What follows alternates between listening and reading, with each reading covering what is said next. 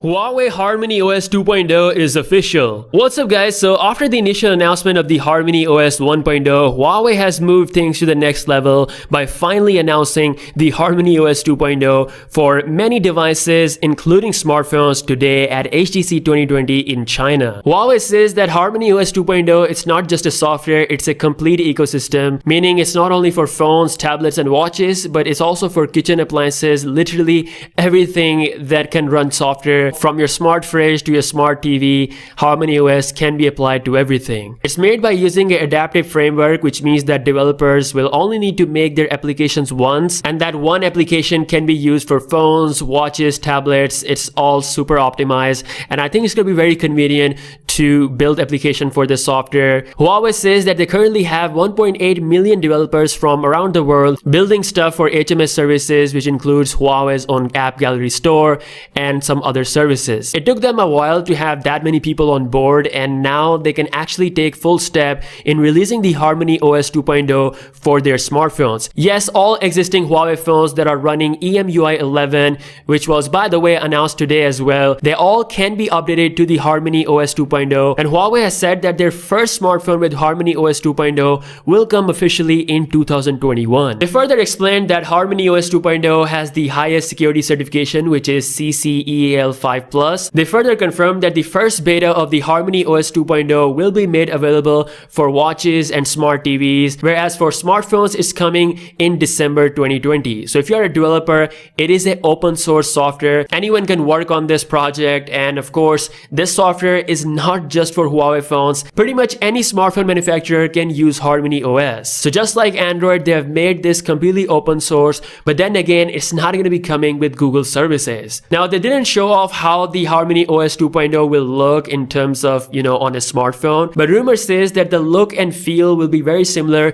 to the EMUI 11 that Huawei released today. But the difference, of course, is that EMUI 11 right now is based on Android, and that will be based on Harmony OS 2.0. It's got a 10 millisecond fast response, which means that applications opening times will be really quick. It's using an ARC compiler, which rumor has it that it actually will perform better than Android. They also briefly mentioned on stage that their Spotlight search on Harmony OS 2.0 is actually faster than the Spotlight search you see on iOS. Again, only time will tell. I will say that the competition is nice to have. If you look at past couple of years, only Android and iOS are dominating the game, and the thought of having a third software system is just completely insane. So if any company that has a slight chance of pulling this off is Huawei, their Harmony OS 2.0 is looking kind of promising. So it's nice that it's finally coming out, but here's the thing. Software on Huawei phones is the least concern right now. The big problem is hardware. Huawei can't even make a flagship phone anymore. United States completely destroyed Huawei's ability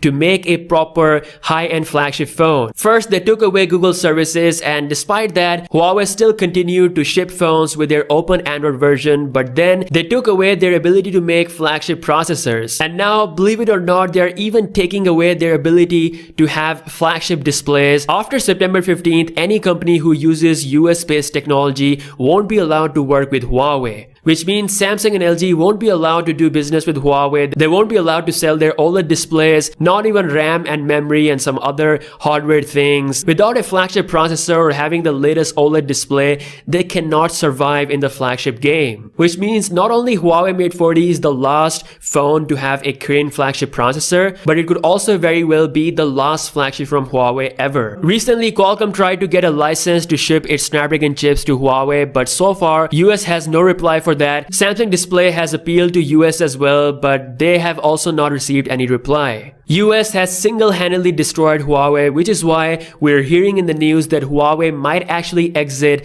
the smartphone industry, the smartphone flagship game, or they might have the same fate as Nokia. One thing China can do is force Chinese manufacturers like Oppo, Vivo, Xiaomi, and even OnePlus to use Harmony OS 2.0 if it's completely built up to that level when it comes out. But then again, if China does something like that, it's gonna be a massive blow to USA for sure, but then again, US can still destroy any Chinese smartphone brand like they did with Huawei. If they can take control of processors, display, memory, and all these other things, it's still a big scary issue for all the Chinese brands. Again, I don't think China will do something like that because they're making a lot of money. If you look at the global smartphone sales, Xiaomi is actually in the list. In my opinion, China won't go that far. But Huawei, on the other hand, seems like it's completely been sacrificed in this whole political war between US and China. As always, I would love to hear your thoughts in the comment section below. Huawei has officially confirmed that the first Harmony OS smartphone is coming in 2021.